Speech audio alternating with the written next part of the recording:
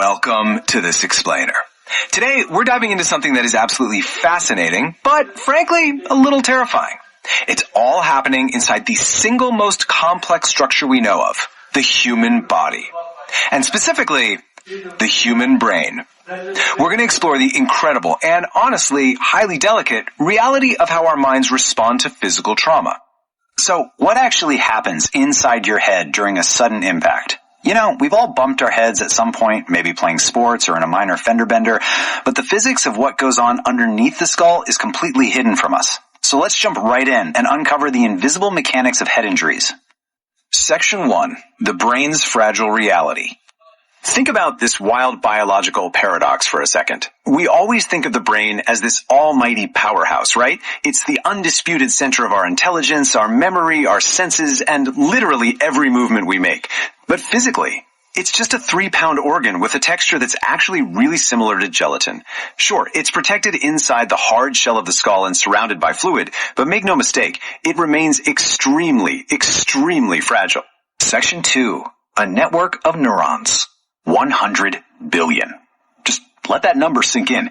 Inside that fragile 3-pound mass of gelatin are more than 100 billion nerve cells called neurons.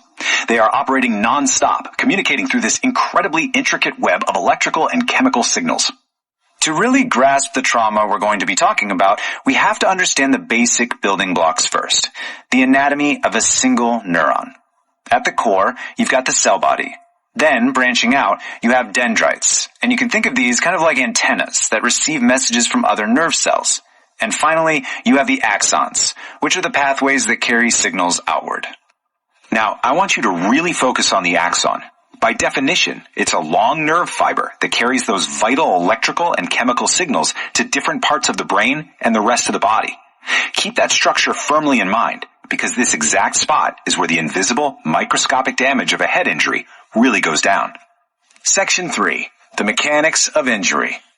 So what happens to this highly delicate internal network when things go wrong? Well, because the brain and its nerve cells are so incredibly delicate, sudden or rapid head movements can be absolutely disastrous. In a common traumatic injury known as a coup-contra coup, or an acceleration-deceleration injury, things happen in a very specific sequence. First, there's a rapid head movement back and forth.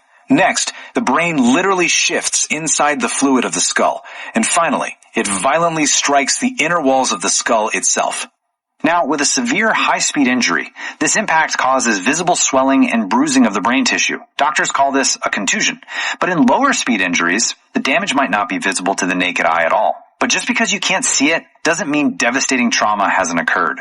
And that brings us to the core of this invisible trauma, diffuse axonal injury, or DAI for short. As the brain shifts inside the skull, areas of the brain that have different densities actually move at different speeds. This creates massive shearing forces. Remember those delicate axons we just talked about?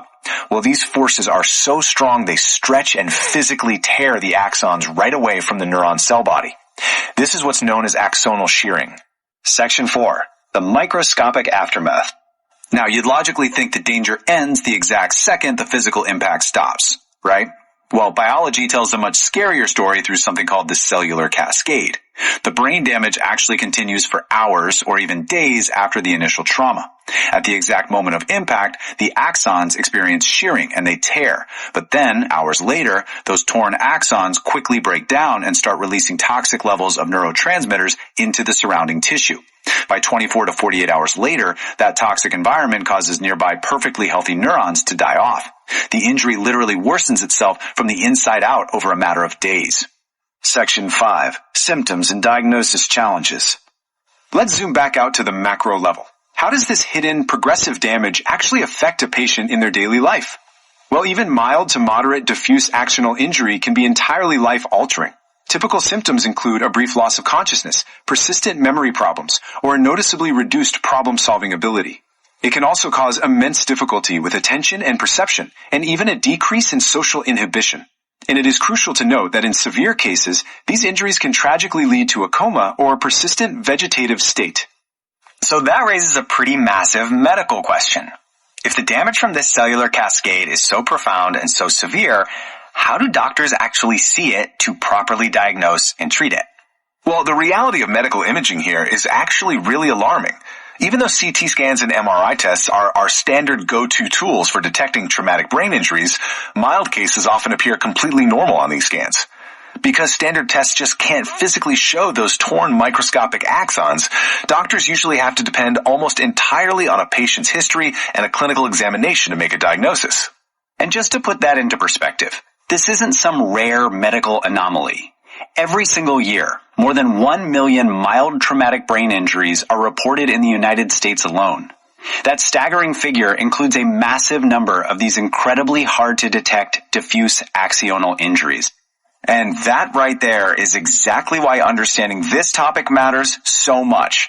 We are talking about hundreds of thousands of patients experiencing long-term effects from what they originally thought was just a mild bump to the head. They're forced to live with the invisible consequences of that cellular cascade every single day. So I'm going to leave you with this final thought. The next time you experience a mild bump to the head, will you think twice about the invisible chemical cascade that might be happening inside? Our brains are without a doubt the most extraordinary organs in existence, but as we've seen today, they're built on a highly fragile foundation. Thank you so much for joining me on this explainer. Keep learning, stay curious, and please, always protect your head.